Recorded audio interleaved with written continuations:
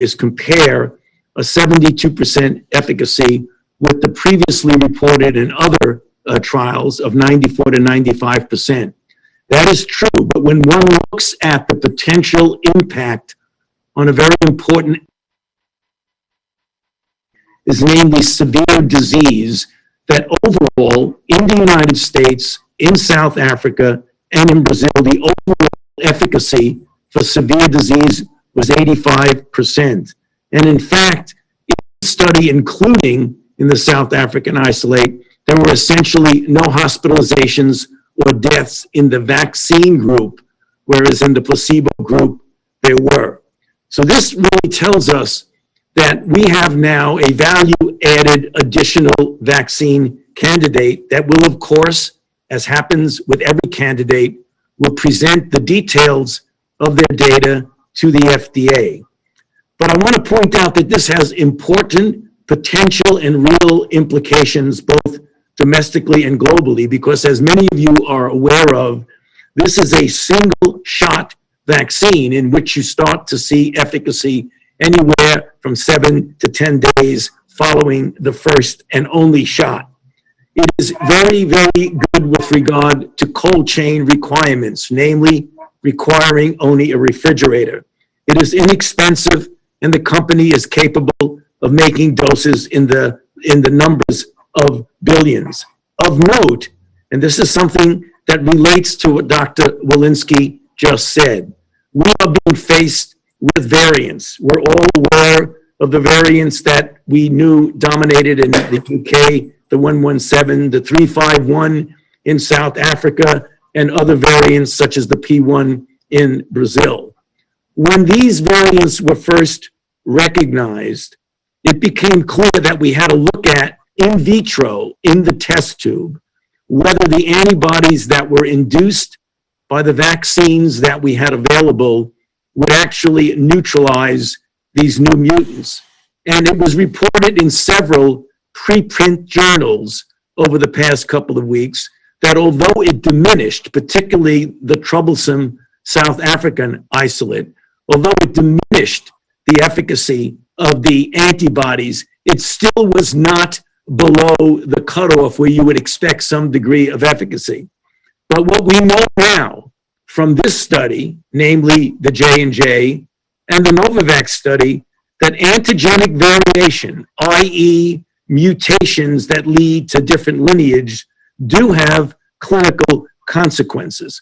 Because as you can see, even though the long-range effect in the sense of severe disease is still handled reasonably well by the vaccines, this is a wake-up call to all of us that we will be dealing as the virus uses its devices to evade pressure, particularly immunological pressure, that we will continue to see the evolution of mutants. So that means that we, as a government, the companies, all of us that are in this together, will have to be nimble to be able to just adjust readily to make versions of the vaccine that actually are specifically directed towards whatever mutation is actually prevalent at any given time.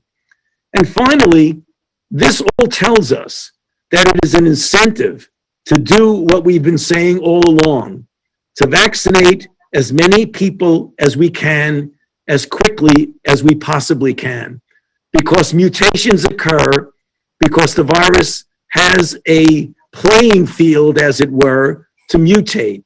If you stop that and stop the replication, viruses cannot mutate if they don't replicate. And that's the reason to continue to do what we're doing, namely intensify our ability and our implementation of to vaccinate as many people as possible, as quickly as possible.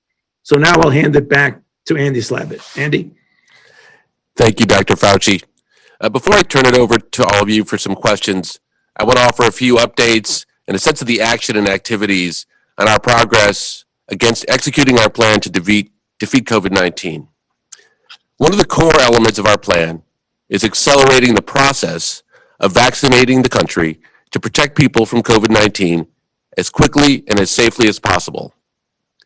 For the past week, our 7-day average number of shots administered was 1.2 million per day. We view this number of 1 million doses per day as a base to build from in the coming days, weeks, and months. In total, we've now delivered 48 million doses, and 26 million of those doses have been administered. As I have said before, we're facing two challenges. The first is increasing the supply of vaccines safely and more rapidly, and speeding up the time it takes to administer them efficiently and, importantly, equitably. I want to call out 7 states that have already provided first vaccinations to more than 10% of their adult populations: Alaska, West Virginia, New Mexico, Connecticut, North Dakota, Oklahoma, and South Dakota. Well done. So we have taken steps to announce last week that we will increase supply week over week by 16% and vastly improve the predictability of ordering vaccines by giving everyone a 3-week forward window into how many vaccines they will be getting delivered. And we announced plans to purchase 200 million additional vaccines, which means that no matter what happens with other approvals, we will have sufficient supply to vaccinate the country. We're also taking steps to speed the vaccination administration process. At the President's direction, FEMA has increased its support to states, tribes, and territories for vaccination sites. FEMA is providing nearly $1 billion to support vaccination sites in states and territories. More than 200 FEMA staff members are on the ground today providing logistical support in 8 states. And the agency is providing federal equipment and supplies to support states across the country. In addition, we're getting more vaccinators into the field to continue to escalate the pace of vaccinations. Yesterday, the Department of Health and Human Services amended the PrEP Act declaration to permit recently retired doctors and nurses to administer COVID-19 vaccines, and to permit anyone currently licensed to vaccinate within their home state. That's doctors, nurses, EMTs, to be able to administer shots across state lines. We're looking at every possible step to make it easier to get more vaccinations out in the field. We encourage individuals to contact their local and state health departments, their local medical reserve corps unit, to sign up to volunteer if they're qualified. And today, the Acting Health and Human Services Secretary will continue the activation of the U.S. Public Health Service Commission Corps. He's requesting public health service officers from all available categories to support national COVID-19 vaccination efforts. I want to also touch on our efforts to make the workplace safer. The Department of Labor announced that its Occupational Safety and Health Administration, or OSHA, has issued stronger worker safety guidance to help employers and workers implement a coronavirus mitigation program and better identify risks which could lead to exposure and infection. Ensuring the health and safety of all of our country's workers is a national priority and a moral and economic imperative. Healthcare workers and other essential workers, many of whom are people of color, immigrants, have put their lives on the line during the coronavirus pandemic. And this updated guidance provides a roadmap for businesses to protect the health of their workers.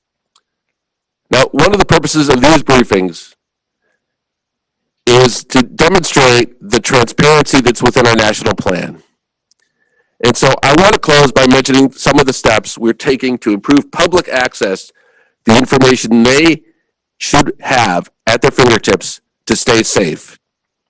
This week, we released previously non-public data on the pandemic trends across all 50 states in detail. This detailed information was previously reserved solely for governors, and it is now available to everybody to see. These will be weekly reports publicly posted online. So our team is working hard to make the process more transparent and easier for the public to understand, beginning with these briefings and the very clear messages from Drs. Walensky and Fauci. So let me turn and spend the balance of our time taking questions for Dr. Walensky, Dr. Fauci, and myself. Great. Thanks, Andy. Right now we have time for a couple of questions. If you have not already, you can go ahead and raise your hand on the Zoom feature. First up, we're going to go to Christopher Rowland at the Washington Post. Yes, thank you. Thanks for doing the briefing. On the subject of the low dead space syringes, I was wondering what percentage of the administration kits now are being sent out with the Pfizer vaccine contain those specialized units? How many millions more do you need to get to 100%? And what companies are being ordered to procure more under the DPA? And also on the state allotments and Pfizer's credit, are state allotments based on 5 doses in the vial or 6? And is Pfizer getting credit for all 6 doses? Thanks for the question. And at risk of somebody coming back and correcting my answer, I believe the answer is 100%. And they're getting credit for 6, precisely because everybody should now have the tools to be able to get the 6th Pfizer dose out. That's thanks to the work of our DPA and supply chain team. Next question. Great. Next, we'll go to Caitlin Collins at CNN. Thank you. I have 2 questions, actually. One on these new variants that we're seeing, and the expectation seems to be that they could really start to have an impact on cases by March, maybe gain a foothold by April and become the dominant cases that we're seeing. So what specifically is the administration doing to stop that from happening beyond recommending that people social distance and wear masks? Well, let me turn first to Dr. Fauci to talk about the science behind these variants and what is likely to happen, or what we know, what we believe, and then to Dr. Walensky after that, so she can discuss the actions we're taking as a country and the actions we expect Americans to take to help with your question. Thank you. Well, Caitlin, there are a number of variants that we're concerned about, and one that is quite well established already in the United States, and that is the 117 that is in about 28 or 29 states and more than 315 cases that have all been reported.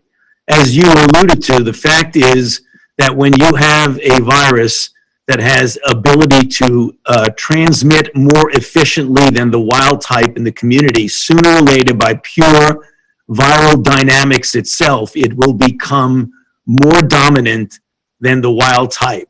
So we have that already there. We have a situation where there have now been reported in very specific places in South Carolina, for example, the isolate or the mutant that is the 351 from dominant in South Africa. Again, that seems to have a very good fitness for spread.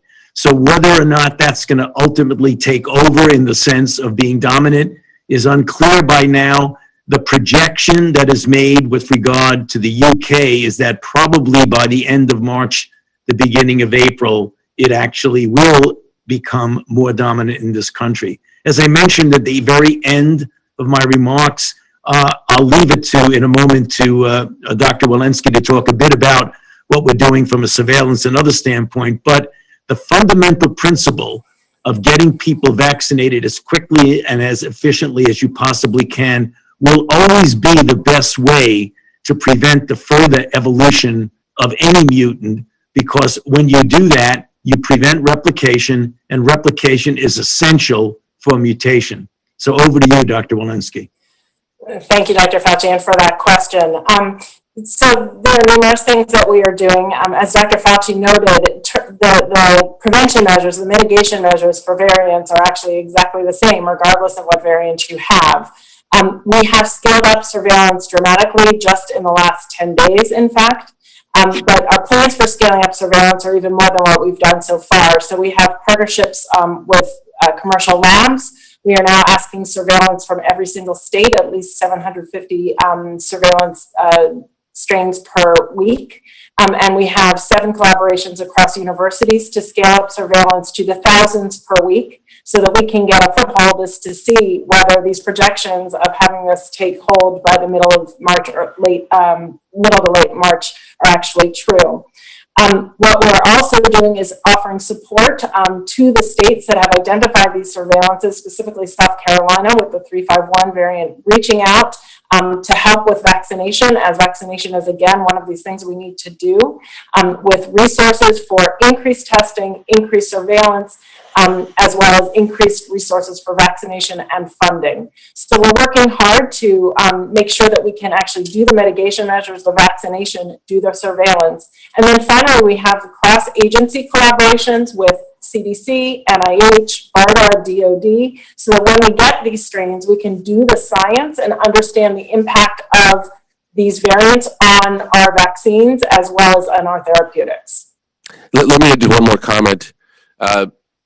Look, if we as a country want to turbocharge our efforts at sequencing, which I believe should be a shared bipartisan perspective, we can do that.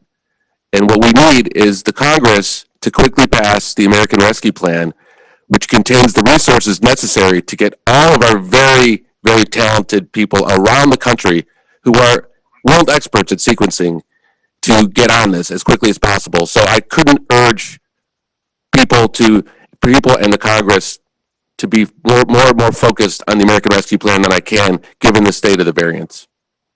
Maybe if I can make one more point in that is that by the time someone has symptoms, gets a test, has a positive result, and we get the sequence, our opportunity for doing real case control and contact tracing is largely gone. And so I think, and I believe, that we should be treating every case as if it's a variant during this pandemic right now.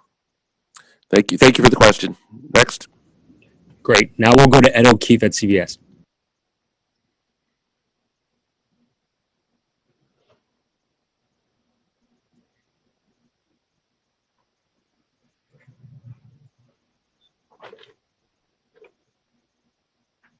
Ed, I think you can speak.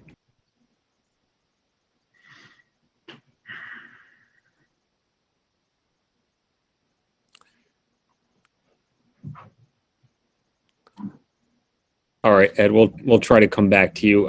In the meantime, let's go to Caroline Chen. Hi, thanks for taking my question. This is a question for both Dr. Walensky and Dr. Fauci. So when epidemiologists talk about herd immunity, they often say about 70 or 80% of the population is the goal. Given that about 20% of the U.S. population is children, do you think it's important to have eligibility expanded to children for vaccination as soon as possible? And if so, what is being done to get to that goal? Yes, that's a very good question.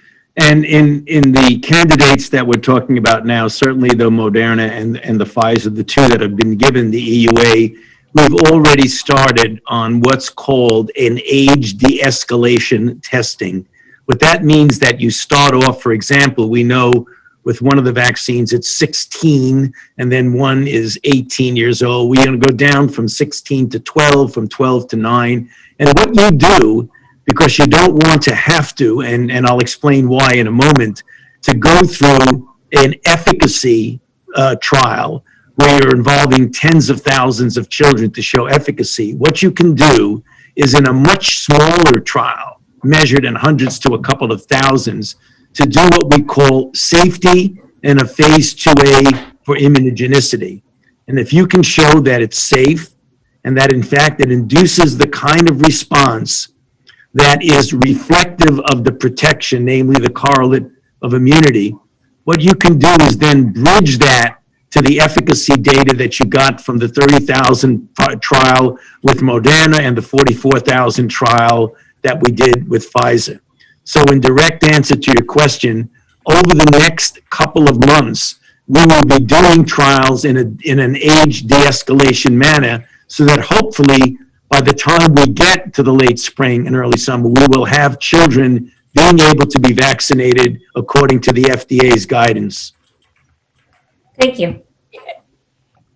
Dr. Walensky, do you want to add anything? I was just going to add, our current data from schools, from summer camps and whatnot also suggests that the children not only have decreased rates of symptoms, but have decreased rates of transmissibility. Those estimates for herd immunity are very much based on rates of transmissibility. And so what pertains to herd immunity among adults may be different among children. Right. Thank you. Next question. Great. We have time for two more. We are going to go to Sharon Lafreniere at New York Times.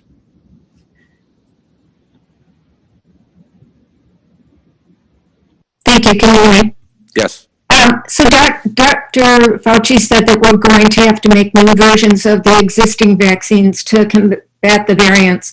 And the vaccine makers have shown that they can design vaccines, but where is the extra manufacturing capacity going to come from? Aren't the vaccine makers already tapped out making the existing vaccines? So what's the plan for making revised vaccines and booster shots on top of that? Thanks for the question. I think this question speaks to a larger issue, because I think you could have asked that question with a number of different permutations, and that's the issue of contingency planning and making sure we have sufficient vaccines, sufficient manufacturing capacity, and enough space in our contracts to be able to make adjustments on the fly. And I would tell you that the Department of Health and Human Services, the FDA, the team led by Dr. Kessler, are currently hard at work answering all of those questions. So I will not use these briefings to talk about non-public information about specific companies. All I can tell you is those are exactly the right factors that we are thinking about. And I think to make a broader point, the teamwork between everybody here, between the NIH, the CDC, the FDA, and then our ability to understand what those factors are and turn it into actual actionable plans with the manufacturers is really important. And I've been incredibly impressed, at least so far, with that. Great. And we'll send our last question to Yamiche at You cut off. Hi. It's Yamiche Elsender with PBS. Thanks Hi. so much for taking my question. Can you hear me? Yes, I can. Okay, great. I have two questions. The first is, it sounded like you were saying that we're vaccinating about 1 million people daily. I wonder if you can talk about what the goal would be, the average goal would be, and how quickly we ramp up to that average. Like, what would be a better average? And then I have a second question after that. Well, so our 7-day average is 1.2 million per day. As I said, we view where we are today as a floor, not a ceiling. What we have tasked our team with is as many vaccines as possible into as many arms as possible. There are two constraints right now. The first is just continuing week after week to press to increase productions and find opportunities as they exist. That is a slow process. That doesn't happen overnight. The second, where I think there is opportunity, is to turn those vaccines produced into actual vaccinations more rapidly. And we've announced a number of steps to do that. So I'm not going to put out a different number today on what I'd like to see, other than to tell you that every day when the number comes out, all of us are breathlessly awaiting the number and looking for as high a number as possible, of course. I know you have another question, Yamiche. And then I wanted to ask about the 2/3 of cases in Los Angeles County. It's been reported, came out in the last 2 months, or been reported in the last 2 months. One study said that the factor was this recent coronavirus surge of a new variant, Cal 2.20C. What more do we know about the LA variant, and what does that tell us about other big cities? Should we expect maybe a New York, a New Orleans variant? What is LA teaching us about what our big cities might be experiencing? Thank you. Dr. Fauci, do you want to take that one?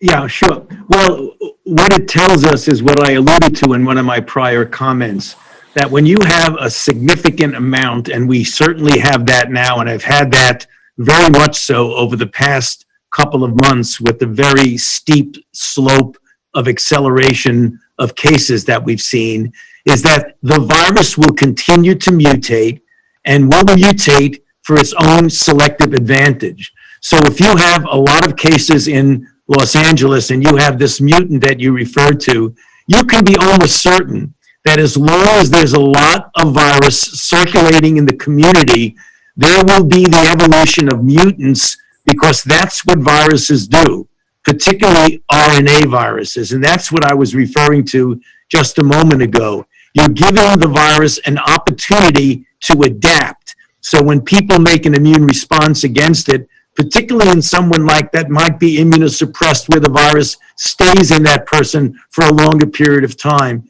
it gives the virus the chance to adapt to the forces, in this case, the immune response, that's trying to get rid of it, and that's where you get mutations. So if the question you were asking, which is very relevant, is that what do we think is happening in other cities?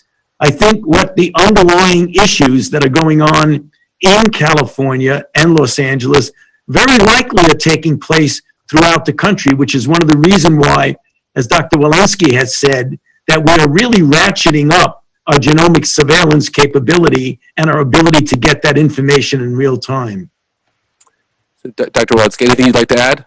Or is that? No, okay. I think we got it. Okay.